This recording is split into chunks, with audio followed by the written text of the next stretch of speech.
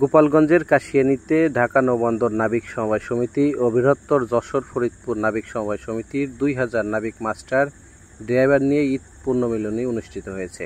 রবিবার উপজেলা ভাটিয়াপাড়া গোল চত্বরে আয়েশা প্লাজা ভবনে সকাল 10টা হতে দিনব্যাপী অনুষ্ঠান অনুষ্ঠিত হয়। এ সময় চাঁদপুরের জাহাজে 7 মার্ডারের শিকার হওয়া ব্যক্তিদের জন্য দোয়া ও মোনাজাত করা হয় এবং পরিবারের জন্য 1 লক্ষ করে টাকা দেওয়ার ঘোষণা দেন 2 সমিতির নেতৃবৃন্দ।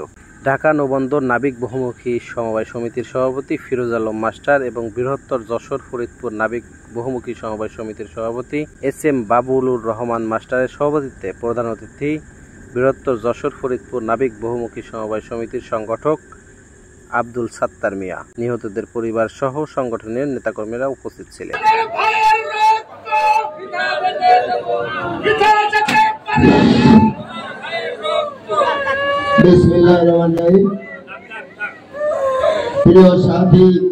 এই অঞ্চলের মানুষ চট্টগ্রামে চাকরি করতে গেলে আমরা অনেক নির্যাতিত হইতাম, আমাদের সিনিয়র ভাই বোনদের জন্য অনেক নির্যাতিত হইত, আমরা তার প্রতিকার করতে পারতাম না। আলহামদুলিল্লাহ আজকে আমরা কয়েক হাজার মাস্টার ড্রাইভার হয়েছি বৃহত্তর যশোর ফরিদপুরে। এই আনন্দের কথা, নাবিক সমিতি সৃষ্টি না হলে এত মাস্টার ড্রাইভার আমরা হইতে পারতাম না। এই 100 বার আমি স্বীকার করি। যাই হোক বন্ধুগণ, এর পরবর্তী পর্যায়ে চট্টগ্রামে আমাদের চাকরি করতে বিভিন্ন সমস্যা হয়, তখনই আপনাদের বিভিন্ন অঞ্চলের মুরব্বীদেরকে নিয়ে আমি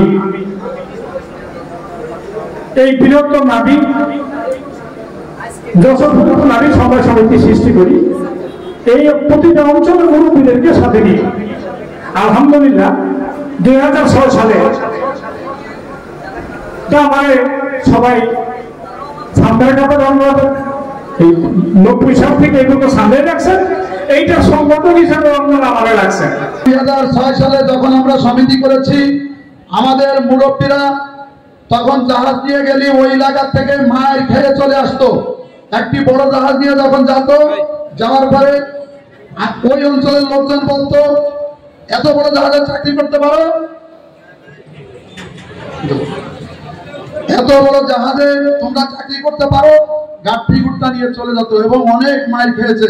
আমাদের প্রধান বক্তা বলে গেছিলেন, প্রধান অতিথি, যে আমাদের শহীদ ভাই সহ বহুত লোক, এরা অনেক ত্যাগ, এদের ঋণ আমরা শোধ করতে পারবো না। আজকে আমরা যারা first class master, IM engineer, যত বড় বড়ই আছি, আমরা আজকে কিন্তু তাদের অবদানে আমরা সবাই ওখানে গেছি।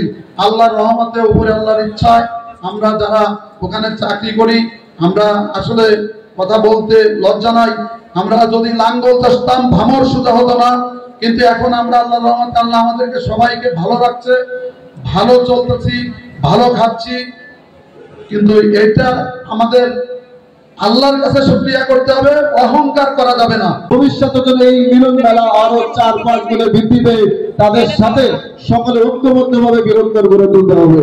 কারণ ফেডারেশন বিরোধী আন্দোলন করে এখনো কেউ টিকতে পারে নাই, ভবিষ্যতে পারবে না। একটি কুচক্রী মহল আমাদের বাইরে এই বৃহত্তর ভেঙে দিয়ে তারা ফেডারেশন বিরোধী যে আন্দোলন, তারা ফেডারেশন বিরোধী চক্রান্ত করতেছে, এটা আমরা কখনোই সফল হতে দিব না। সাথে বন্ধুগণ, অনেক কিছু বলার আছে। মংলা থেকে আমার এই ভাইদের দাওয়াতে না আসতে পারলে নিজেকে অনেক বেশি দোষী মনে করতাম, চাকরি জানি না থাকবে কিনা, আমি চলে আসছি। আমার কথা হচ্ছে, যখন যেখানে প্রয়োজন হয় তখন আমরা আসি, তরুণরা আসি, কোন রকমের কারো যেন কোনো আপোষ না হয়। যদি সঠিক পথে কেউ আসতে চায়, আমরা তাদের স্বাগতম জানাবো। যদি কেউ চোখ রাঙায় কথা যায়, তার চোখ উপরে ফেলবো ইনশাআল্লাহ। সাথে বন্ধুগণ, আমি আমার সংক্ষিপ্ত বক্তব্যে আজকে আবারও আমার মৃত ভাইদের যারা স্বজনরা আছে, আল্লাহ যেন ওনাদের আরো বেশি সুখ সইবার তৌফিক দান করে। আমাদের পক্ষ থেকে, বৃহত্তরবাসীর পক্ষ থেকে ওনাদের সর্বোচ্চ সহযোগিতা করব এবং ব্যক্তি তরুণ পিয়াসকাজ হিসেবে এখানে বলতে স্পষ্ট ভাষায় প্রতিশ্রুতি ব্যক্ত করতেছি, যতক্ষণ পর্যন্ত এই নৃশংস হত্যাকাণ্ডের বিচার না হয়, আমি আমার জায়গা থেকে সর্বোচ্চ প্রতিবাদ করে যাব ইনশাআল্লাহ। প্রথমে আমার কথা হলো, এই চট্টগ্রাম লাইনে আমরা যারা চাকরি করতেছি, পূর্বে যারা করে আসছি 2000 সালের পরে বা 2000-এর একটু আগে, আমাদের কোনো স্টেশন ছিল না, আমাদের দাঁড়ানোর কোনো জায়গা ছিল না। 16 সালের আগে যারা সক্রিয়ভাবে নেতৃত্ব দিচ্ছেন, হয়তো উসমান সর্দারের নাম জানা আছে।